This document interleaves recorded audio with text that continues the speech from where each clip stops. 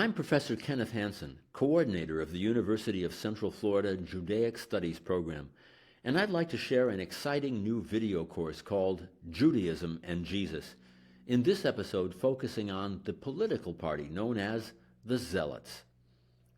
The beginning of the first millennium of the Common Era is a tumultuous time in the province of Judea.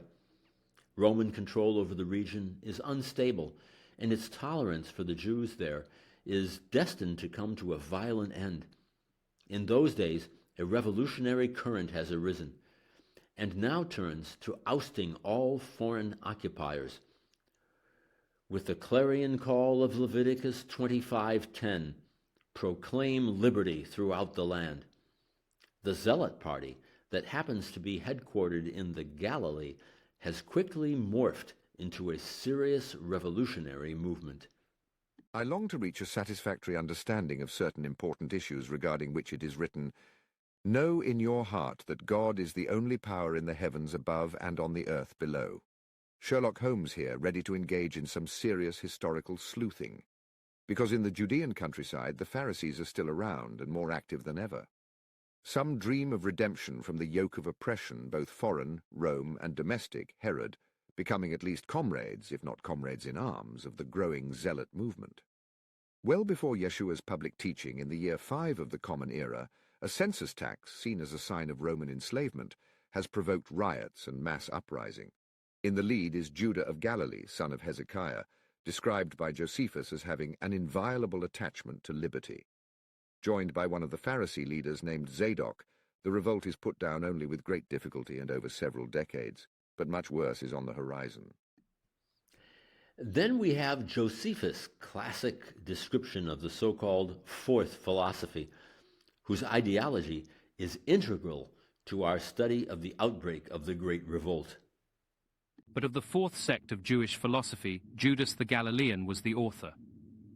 These men agree in all things with the Pharisaic notions, but they have an inviolable attachment to liberty, and they say that God is to be their only ruler and Lord. They also do not value dying any kinds of death, nor indeed do they heed the deaths of their relations and friends, nor can any such fear make them call any man Lord. And since this immovable resolution of theirs is well known to a great many, I shall speak no further about that matter, nor am I afraid that anything I might have said of them should be disbelieved, but rather fear that what I have said is beneath the resolution they show when they undergo pain. And it was in Gasius Florus's time that the nation began to grow mad with this distemper, who was our procurator, and occasioned the Jews to go wild with it by the abuse of his authority, and to make them revolt from the Romans. There are various characteristics of this passage that immediately beg comparison, not only with the piety expressed by the Hasidim and Dead Sea sectarians, but with the gospel of Yeshua, or Jesus of Nazareth. The first thing Josephus mentions is the geographic locus of the Zealot movement, namely the Galilee.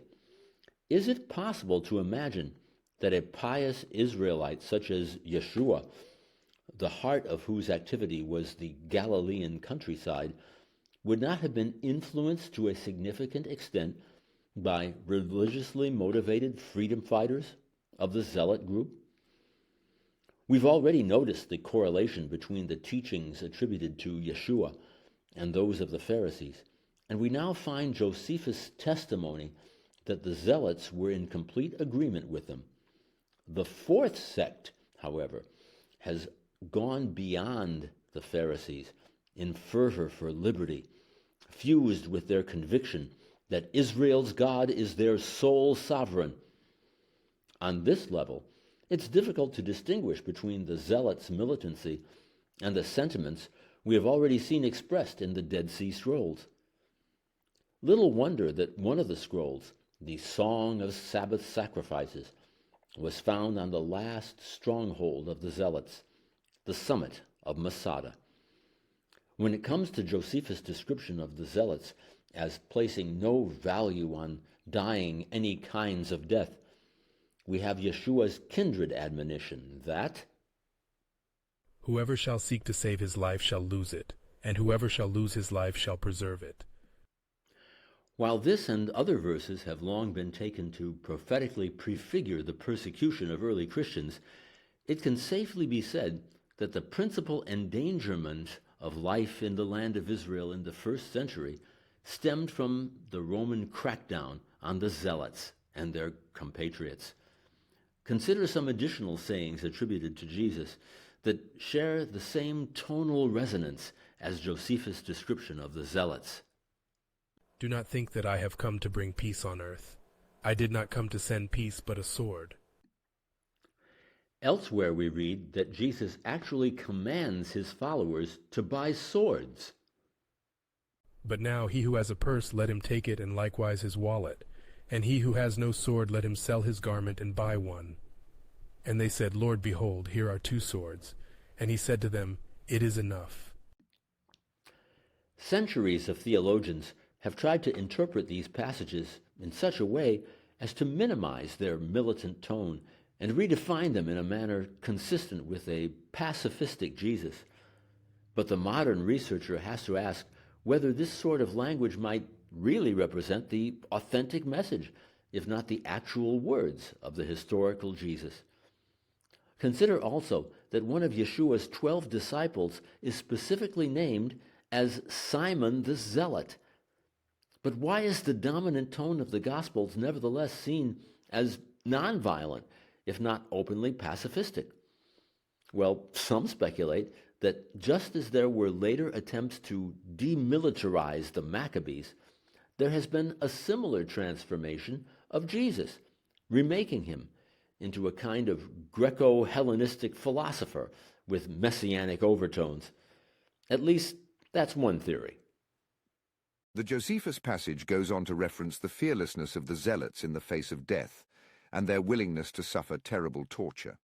With a bit of detective work, this finds easy parallel with the New Testament descriptions of the sufferings of Christ, who, we are told, opened not his mouth in the face of his accusers. Then again, the Gospels readily admit that Yeshua's execution was perpetrated at the hands of the Romans for the crime of insurrection. On a literary level, Josephus became an apologist for the Romans, to whom he had defected, and from whose graces he owed his life and livelihood.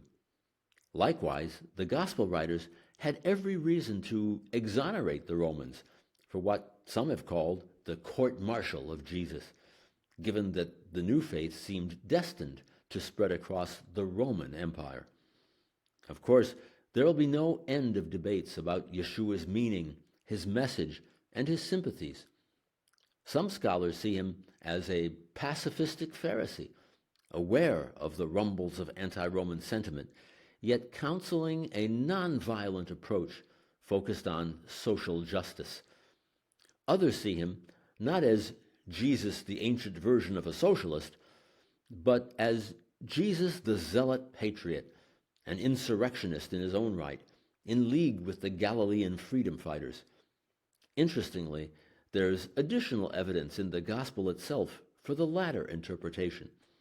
After all, when he's tried before the procurator, Pontius Pilate, leading up to his crucifixion, we are told that his opponents began to accuse him, saying, "We have found this man subverting our nation. He opposes payment of taxes to Caesar and claims to be Christ Messiah, a king." And who are these opponents? Doubtless the Sadducean priesthood, ever at odds with the Pharisee patriots, and ready to repeat to the authorities the incriminating rumors that have spread throughout the land. They know, just like the British knew centuries later when dealing with their colonies, that tyrannical taxation is the seedbed of revolt. Other recent scholarship has viewed Jesus as placing himself and his whole ministry in opposition to foreign oppression, Roman rule, with particular anger directed at Jewish collaborators. It's important to see that Jesus responded in a human way to the political situation of his time, important in no small part because of the parallels between that situation and the one we've inherited as its legacy. Hercule Poirot here, the world's greatest detective, who might easily make a case that Yeshua, that is Jesus, was a political threat to Roman power over the Jews, and therefore he was executed for sedition.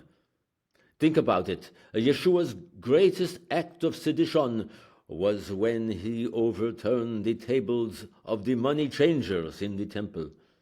After all, an attack on the business of the temple is akin to an attack on the priestly nobility, which, considering the temple's tangled relationship with Rome, is tantamount to an attack on Rome itself.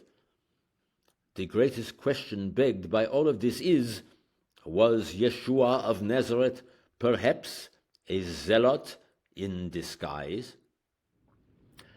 Flash forward to the year 46 of the Common Era, when two sons of Judah the Galilean are, like Jesus, crucified as tax insurrectionists.